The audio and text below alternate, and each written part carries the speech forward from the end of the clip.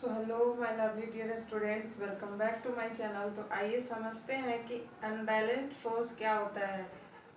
Force के two types होते हैं, जिसमें बैलेंस्ड फोर्स और अनबैलेंस्ड फोर्स होता है। अनबैलेंस्ड फोर्स जो होता है वो बॉडी के ऊपर दोनों तरफ से अनइक्वल मैग्नीट्यूड में लगाया जाता है, और बैलेंस्ड फोर्स जो होता है जिसका एफ रिजल्टेंट टोटल 0 होता है, उसमें दोनों तरफ के मैग्नीट्यूड इक्वल फोर्स लगाते हैं। उसे हम बैलेंस्ड फोर्स और अनइक्वल में अनबैलेंस्ड फोर्स कहते हैं। जैसे मान लीजिए कि यहाँ पे कोई बॉडी है, इस पे इधर से रस्सी खींचा खींची जो एक हम लोग खेल खेलते थे स्कूल वगैरह में। तो मान लीजिए कि अगर इधर से 10 न्यूटन का फोर्स लग रहा है और इधर से 10 न्यूटन का फोर्स लग रहा है, तो दोनों तरफ से क्या होगा, रस्सी जो यहाँ पे अगर मान लीजिए रस्सी में कोई चीज़ बांध दिए हैं, मान लीजिए पत्थर बांध दिए इस रस्सी में, इस रस्सी से पत्थर ऐसे बांध दिए, ये ईटा बांधा हुआ है और दोनों तरफ से बराबर फोर्स लगा कर ये खींच रहे हैं, तो ये जो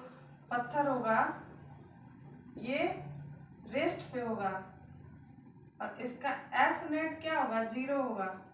तो ये किसको दिखाएगा, बैलेंस्ड फोर्स को। बैलेंस फोर्स में F net is equal to होता है 0। लेकिन अनबैलेंस्ड फोर्स ठीक इसके अपोजिट होता है। अनबैलेंस्ड फोर्स, बैलेंस्ड फोर्स में एक और होता है एग्जांपल देख लीजिए कि मान लीजिए कि अगर इधर से 10 न्यूटन का यहाँ पे फोर्स लगा, यहाँ पे मान लीजिए कि 15 न्यूटन का फोर्स लगा है। एक बार 10 न्यूटन का और एक बार 5 न्यूटन का फोर्स लगा है, तो इसका F net is equal to क्या हो जाएगा, 15 न्यूटन माइनस 15 न्यूटन, कट करके यहाँ पे 0 हो जाएगा। ये कट इसलिए गया क्योंकि अपोजिट इन इक्वल डायरेक्शन में फोर्स लग रहा है, और फोर्स जो है एक वेक्टर क्वांटिटी होता है, और अपोजिट डायरेक्शन जो है वो माइनस साइन, नेगेटिव साइन को इंडिकेट करता है। तो फोर्स इसी के चलते इसका रिजल्टेंट क्या हो जाएगा, 0 हो जाएगा। तो अनबैलेंस्ड फोर्स का ये देखते हैं कि मान लीजिए कि इधर से 100 न्यूटन का फोर्स लगा है और इधर 20 न्यूटन का फोर्स लगा है, तो यहाँ पे F net is equal to क्या आ जाएगा, 80 न्यूटन।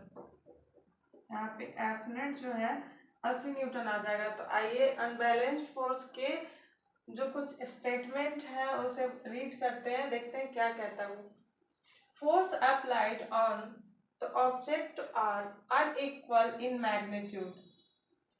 किसी भी ऑब्जेक्ट के ऊपर अनइक्वल मैग्नीट्यूड में एंड अपोजिट डायरेक्शन में फोर्स लगाएंगे तो उसे क्या कहेंगे, अनबैलेंस्ड फोर्स।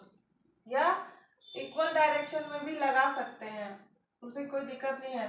शेप चेंज होगा, शेप चेंज करने की टेंडेंसी रखती है ये unbalanced force. Net resultant force is not 0। इसका जो नेट रिजल्टेंट फोर्स होता है वो नॉट 0 होता है। Unbalanced force make the body move और stop the moving body. Unbalanced force जो है बॉडी को मूव करा सकती है।